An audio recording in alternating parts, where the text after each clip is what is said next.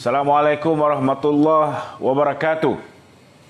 Jadi 48 jam, tak sampai 48 jam daripada sekarang, maka riwayat politik Tan Sri Mahyudin Yassin bakal berakhir, tuan-tuan. Hampir pasti saudara. Belanjawan 2021 yang akan dibentang pada 26 hari bulan ini untuk sesi pengundian hampir pasti ditolak. Hari ini lebih kurang 20 orang ahli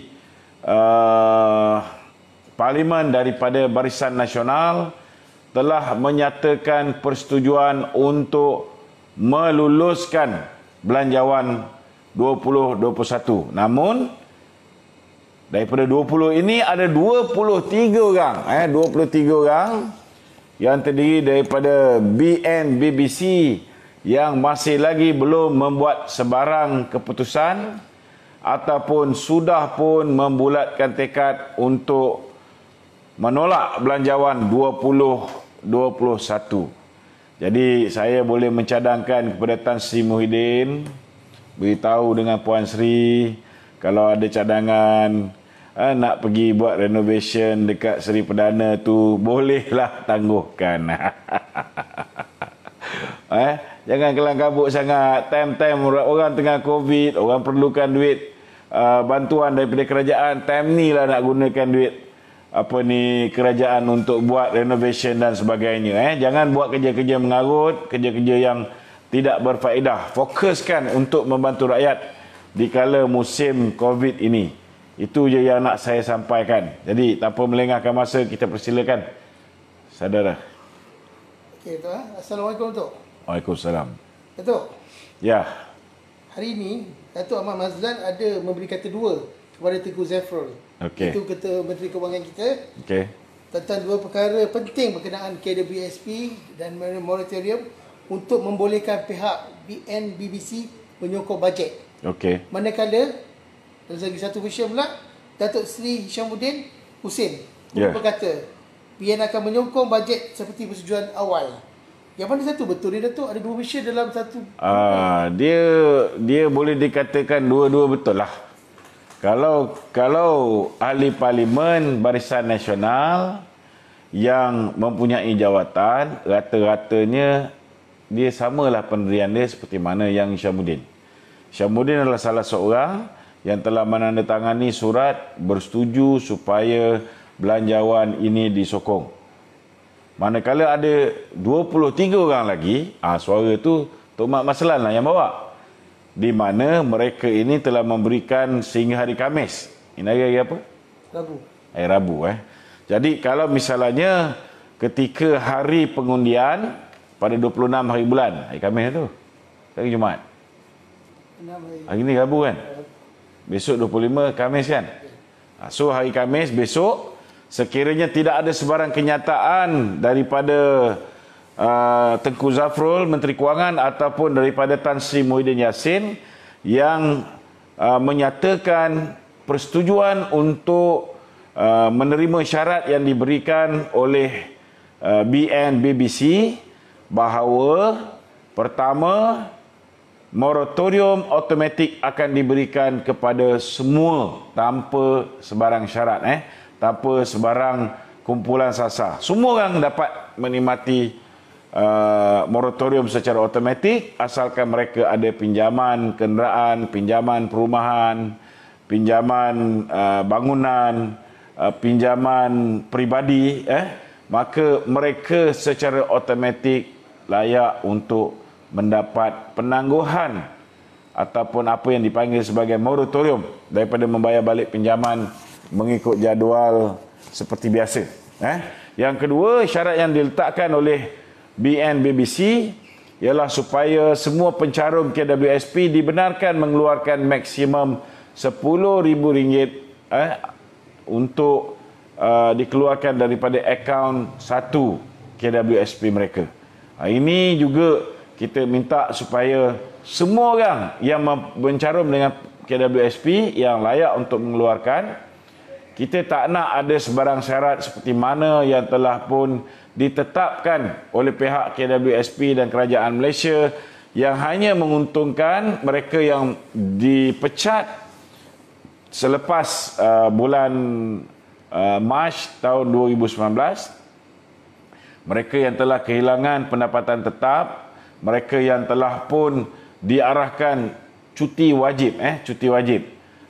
Inilah saudara dua saja permintaan terakhir rakan-rakan BNBBC, iaitu Barisan Nasional Backbenchers Club.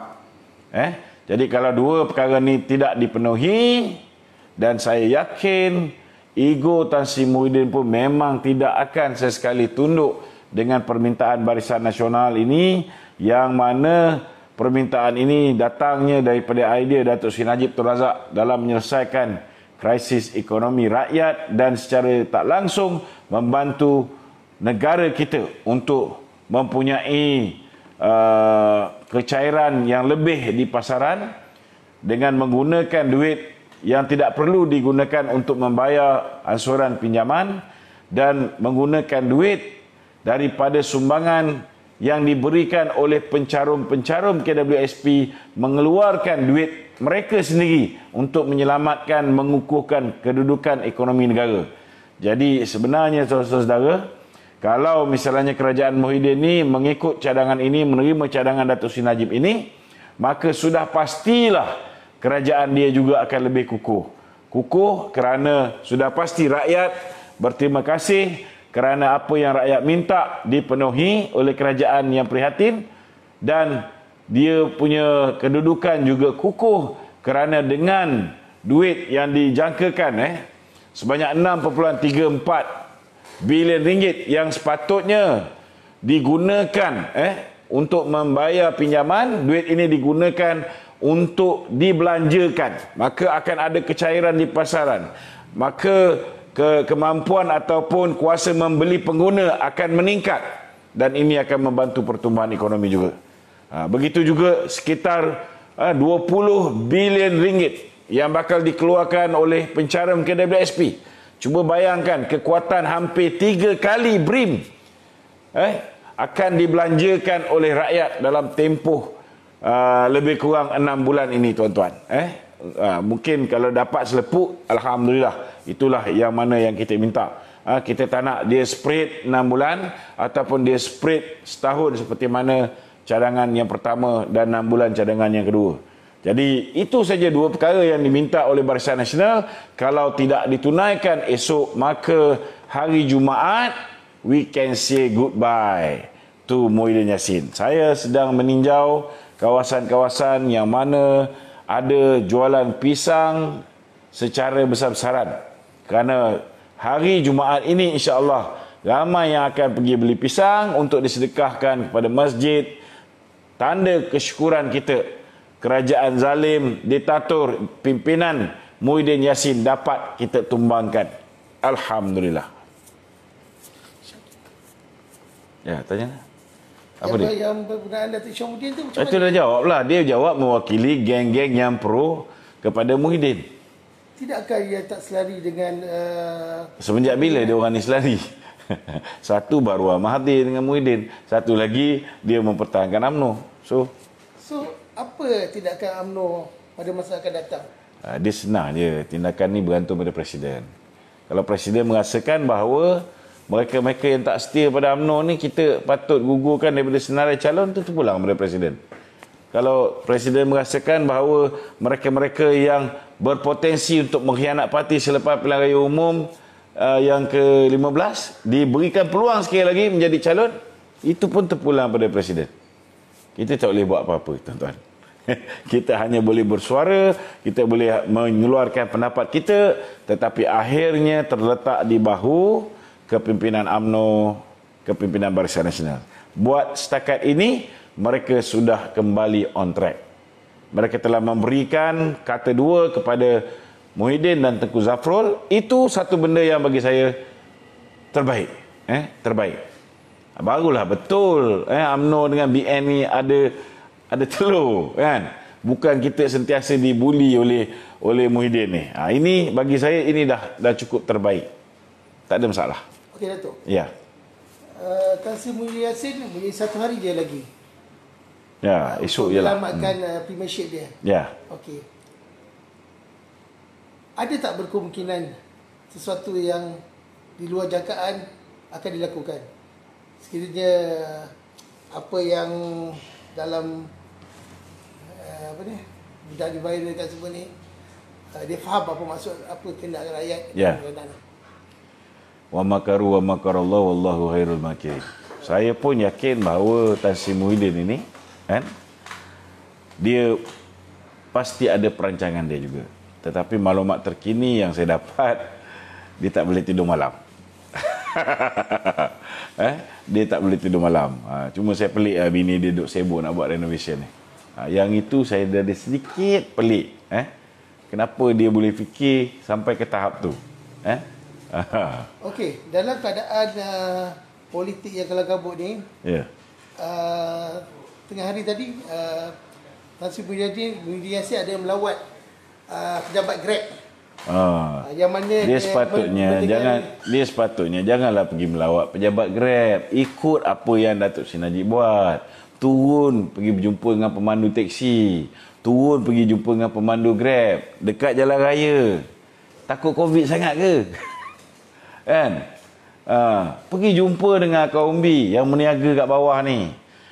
Tapi alhamdulillah lah, saya ucap terima kasih kepada kerajaan Malaysia kerana hari ini Covid sudah tidak lagi keluar selepas jam 10 malam. Covid keluar selepas 12 tengah malam, tuan-tuan. Ini satu perkembangan yang positif. Saya ucap terima kasih kerana sekarang restoran sudah boleh dibuka sehingga jam 12 tengah malam. Tapi lepas 12 cepat balik ke rumah kerana Covid akan keluar. Okey Datuk, saya rasa itu je. Takkan tak ada soalan daripada penonton. Okey, jangan ada kes Covid naik pula. Tuan-tuan, kes Covid naik ni tuan-tuan kena faham. Kalau data tu keluar datangnya daripada Kementerian Dalam Negeri, Covid meningkat di penjara sana, penjara sini, tuan-tuan pun tahu. Tak ada orang yang boleh pergi cek kat penjara Kajang sama ada arahan untuk lockdown penjara Kajang tu kerana Covid tidak dapat dikawal di sana. Rakan kita yang memberi maklumat dalaman, satu kes Covid pun tak ada dekat penjara Kajang. Ini saya nak beritahu. Begitu juga dengan penjara Alostar. Hari ini dia umumkan ada 100 bangsa Covid di sana. Tetapi keesokan harinya hanya ada 20. Ini juga menyebabkan berlakunya rasa curiga rakyat terhadap angka-angka yang dipersembahkan oleh kerajaan. Dan makin lama makin nak dekat dengan hari pengundian ini, daripada ratus-ratus naik kepada 1,000, naik kepada 1,000, dah naik kepada 2,000. Aduh, kau buatlah apa yang kau nak buat, tapi kena ingat satu. Bila kau dah tak ada jawatan nanti, kita akan tubuhkan sebuah jawatan kuasa untuk menyiasat sama ada angka-angka Covid itu benar ataupun tidak. Dan sekiranya didapati ada pihak yang telah memonopolisi angka tersebut, ada pihak yang mengubah angka tersebut untuk menghalalkan darurat, seperti mana yang mereka pohon sebelum ni, untuk menunjukkan bahawa negara dalam keadaan yang tidak selamat, seperti mana yang mereka mahukan, maka berhadapanlah, bersiap sedialah untuk berhadapan dengan tindakan undang-undang. Kita akan heret kamu ke muka pengadilan. Sekian, Assalamualaikum warahmatullahi wabarakatuh.